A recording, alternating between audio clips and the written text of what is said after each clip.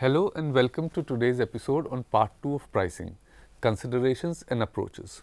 My name is Rayan Zahoor and the subject expert is Dr. Arshia Hussain, PhD in Human Resource Management and teaching in the Department of Commerce and Business Studies, Jamia Millia Islamia, New Delhi.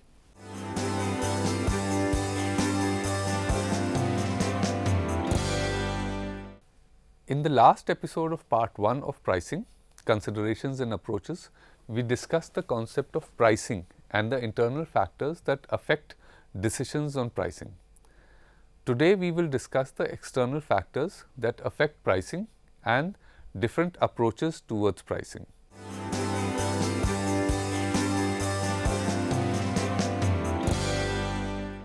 External factors affecting pricing decisions. There are several external factors that affect decisions on pricing.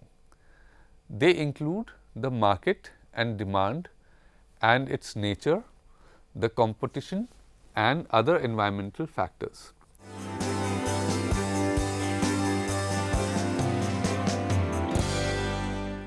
The market and demand. Costs set the lower limit for price. The upper limit, however, is set by the market and demand. Buyers, both consumer and industrial, evaluate the price of a product or service against the value they get out of owning and using that product or service. Therefore, it is essential for marketers to understand the relationship between the price of a product and the demand for that product before setting its price.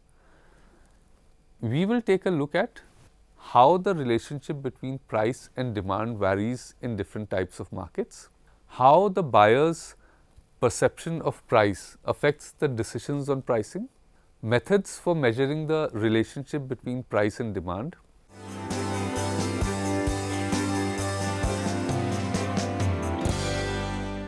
pricing in different types of markets. The freedom of the seller as far as pricing is concerned varies with different types of markets. There are 4 different types of markets recognized by economists. Each of these markets present a different challenge for pricing.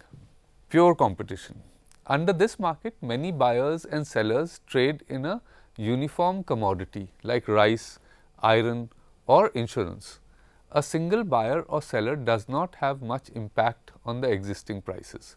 A seller will not charge a higher price as buyers can get as much as they need from other sellers.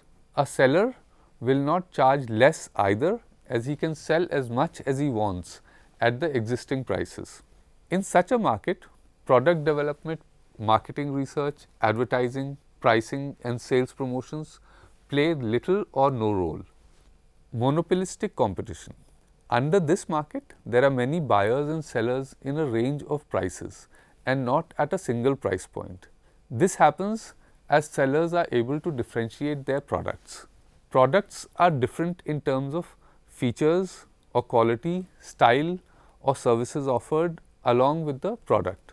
Buyers are willing to pay different prices due to these differences. In addition to the prices, sellers use advertising and branding freely and sell at a personal level to differentiate their products. Oligopolistic competition.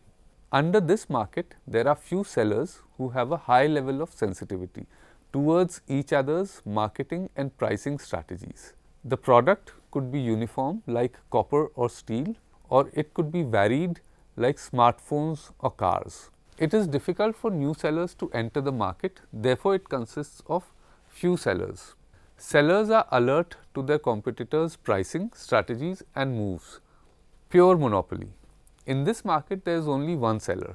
The seller could be a government organization, or it could be a private regulated monopoly or a private unregulated monopoly. Pricing is done differently in each of these cases.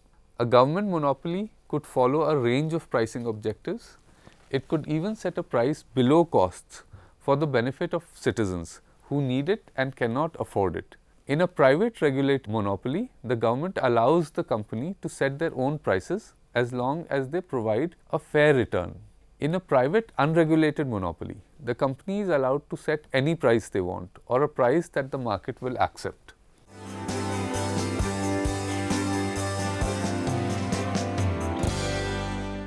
Consumers' perception of price and value. The consumer always decides whether the price of a product is correct or not. Decisions of pricing, just like all other marketing mix decisions, should be aligned with the buyer. While buying a product, they pay a value that they expect to be equal to the value of what they receive. An effective pricing must understand the amount of value the consumers place on the benefits they would receive from the product. The price of the product should fit this value. It is often difficult for a company to assess the value customers will attach to their product. If the perception of consumers is that the price is more than the value of the product, they will not buy it. If they perceive the price to be lower than the value of the product, they will buy it. However, the seller will lose an opportunity to make profit.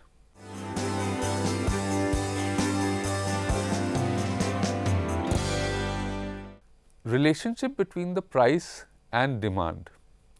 Every price that the company decides on for its product will lead to a different level of demand. The relationship between the price charged and the resulting level of demand is known as the demand curve. It shows the number of units the market will buy in a specific time period at different price points. In normal conditions, price and demand are inversely related. In other words, as the price goes up, the demand goes down. The company will sell less of its products if the price was increased. In some luxury products, the demand curve sometimes slopes upwards. A perfume company realizes that it sold more perfumes rather than less when it raised its price. Consumers believed that a higher price meant a better perfume. However, if the company raised its price a lot, the demand will go down. Organizations try to ascertain their demand curve by assessing demand at different price points. The type of market will make a difference. While measuring this relationship, the market researcher must keep other factors that affect demand at a constant. For example, if a company lowered its prices and increased its advertising at the same time, they would never know how much of the increased prices were due to the price cut. The impact of non-price factors on demand are displayed through shifts in the demand curve and not through movements along it.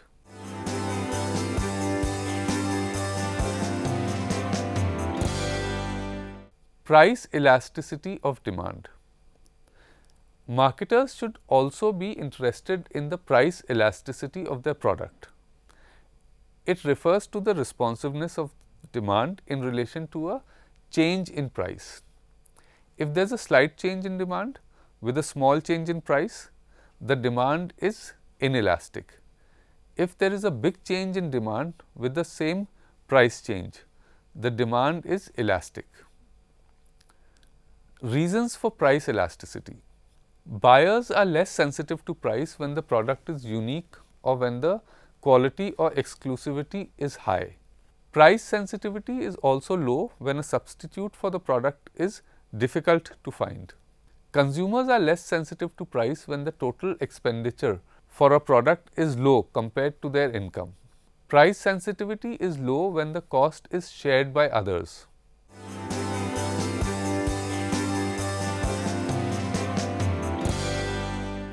Cost, prices and promotions by competitors. Another external factor that affects a company's decision on pricing is the cost of their competitors and the prices they set for their products. Also, their probable reactions to the company's own price changes. In addition to this, the pricing strategy of the company could affect the kind of competition they face. Companies should benchmark their costs against the costs of their competitors. This helps them understand if they are operating at a cost advantage or a cost disadvantage. They must also learn about the price and quality of the offers of each of their competitor. If they are aware of the prices and offers of their competitors, they can build their own pricing based on them. If their products are similar, their prices have to be close to. However, if their products are better, they can charge more for them.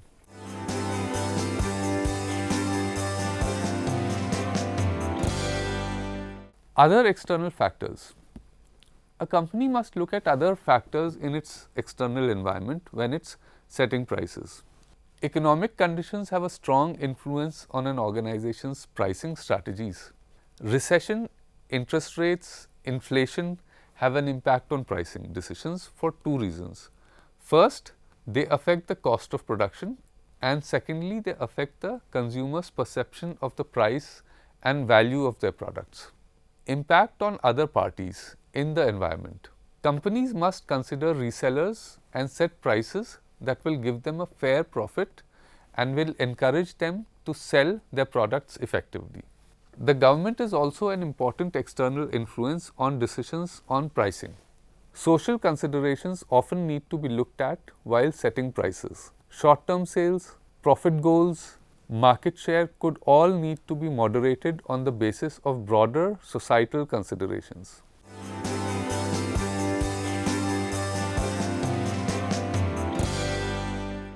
General pricing approaches.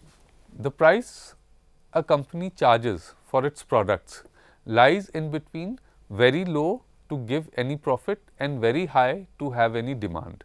The costs for manufacturing a product provides the minimum price that can be charged, while the perception of the consumers provides the maximum price that can be charged. The company needs to find the best price somewhere in the middle of these two and must consider internal and external factors along with the competitor's price while doing so. Companies follow a pricing approach that is based on one or more of these three groups of factors.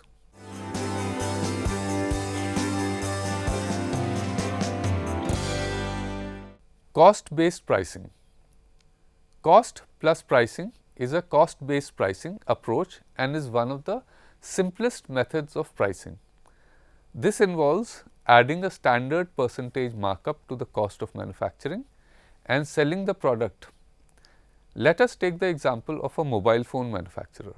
The total cost of manufacturing one phone is 1,000 rupees and the manufacturer wants to earn a profit of 20%. He will charge the dealers 1,200 rupees for a phone. If the dealer wants to earn a profit of 50%, he will sell the phone for 1,800 rupees. And if he wants to charge a profit of 100%, he will sell it for 2,400 rupees. This is a simple method.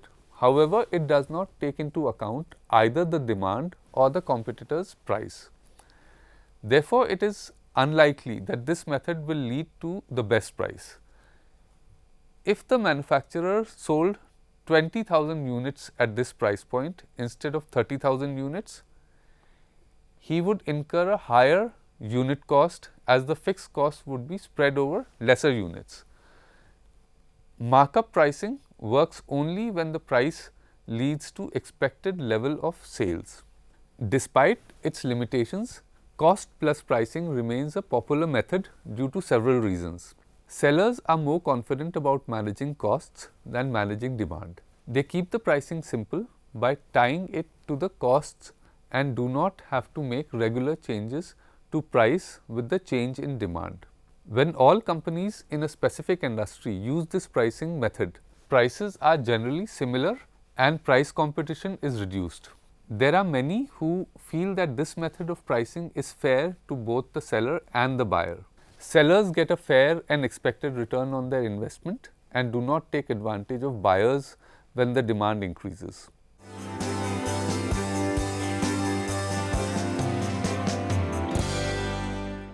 Break-even pricing. Target profit pricing or break-even pricing is another cost-based pricing method. A company assesses the price at which it will break even or make the target profit that it wants and sets the price based on this assessment. Target pricing uses a break-even chart to arrive at the desired price. This chart displays the total cost and the total revenue that is expected at several different levels of sales volume. Variable costs and fixed costs are added together to form total costs and increase as the volume of products increases. The total revenue curve begins at 0 and increases with the increase in sales. The total revenue curve and the total costs curve cross at a specific point. This is the break-even point. If the company wants to make a target profit, the break-even chart would suggest that they sell at a higher number of units. If a company charges a higher price, it will need to sell a lesser number of units. However, the market might not be willing to buy the expected lower volume at a higher price. A lot depends on both the price elasticity as well as the pricing of the competitors. The manufacturer needs to look at different prices and assess break-even volumes, demand and profits at each of those price points. It is seen that as prices increase, break-even volume goes down. However, with an increase in price, the demand for the product falls. Lower prices boost the demand.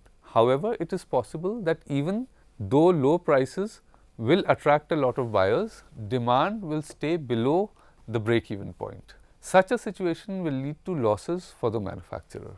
In such cases, the manufacturer will have to look for ways to lower their fixed or variable cost and bring the break-even volume lower or reduce the target profit.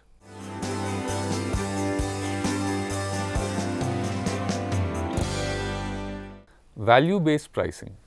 Many companies base the price of their products on their perceived value. This concept uses the buyer's perception of the product's value to price products and does not use cost as its primary consideration. While using value-based pricing, a manufacturer cannot design a product and create a marketing program before setting the price. The price is examined along with other important variables of the marketing mix, and then the marketing program is created. Cost-based pricing is driven by the product, while value-based pricing is driven by the customer. For cost-based pricing, an organization designs a product that it considers good, adds up the cost of marketing that product, adds a target profit to the total cost, and sets a price. If the market does not accept that product at that price, the company must cut down on their target profit or be content with lower sales. Both situations are a disappointment as far as profits are concerned. Value-based pricing, on the other hand, reverses this process. The customer and his perception of the value of that product comes first. The price is set based on this perception. The target value and the expected price drives the decisions on product design and the costs that the company can incur for that product. An organization that uses value-based pricing needs to accurately assess the value buyers place on different competitive offers. However, measuring this value can be difficult. The company can conduct surveys and ask targeted questions, or they could conduct experiments and test the buyer's perceived value for a different product offers. A company that charges more than the perceived value by the buyers will not be able to sell the expected volume. Several companies try to charge more for their products and their sales take a hit. There are companies that price their products below the perceived value and sell a higher number of products. However, their revenue would be lesser than what they would have earned if they priced their products at the level of the perceived value. A lot of marketers have started using value pricing strategies. They offer a good combination of quality and service at a fair price. This has resulted in the introduction of lower priced versions of established brand names. In some cases, value pricing has resulted in redesigning existing products in order to provide a better quality at the same price or the same quality for a lower price.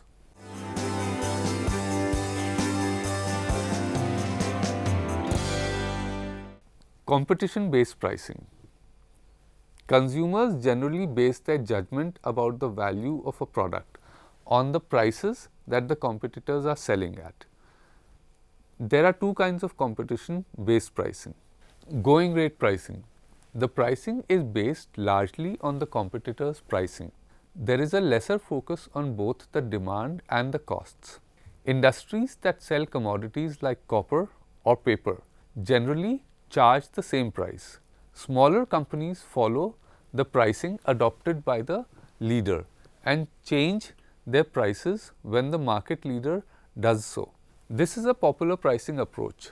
When demand elasticity is difficult to measure, companies believe that the going price is based on the collective wisdom of the industry and will provide a fair return. This approach prevents damaging price wars too. Sealed bid pricing. In this approach, a company bases its pricing on its assessment of the competitor's price and not on either demand or its own costs.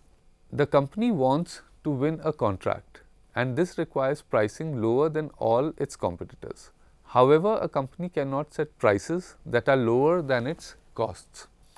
At the same time, the higher the company sets its price, the lower are its chances of winning the contract.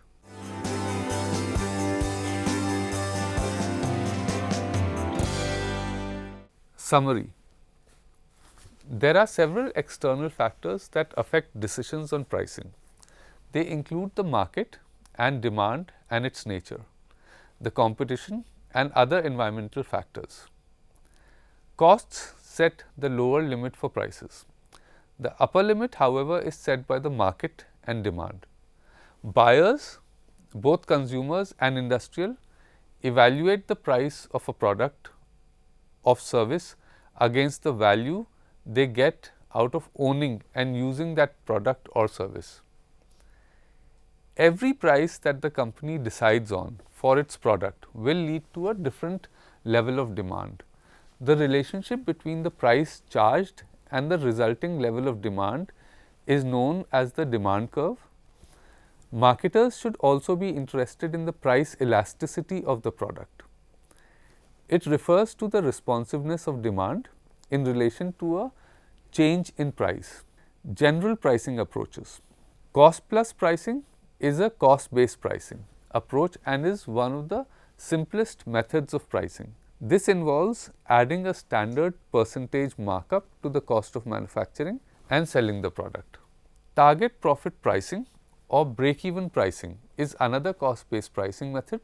A company assesses the price at which it will break even or make the target profit that it wants to and sets the price based on this assessment. Value-based pricing. Many companies base the price of their products on the perceived value. This concept uses the buyer's perception of the product's value to price products and does not use cost as its primary consideration. Competition-based pricing. Consumers generally base their judgment about the value of a product on the prices that the competitors are selling at for similar products.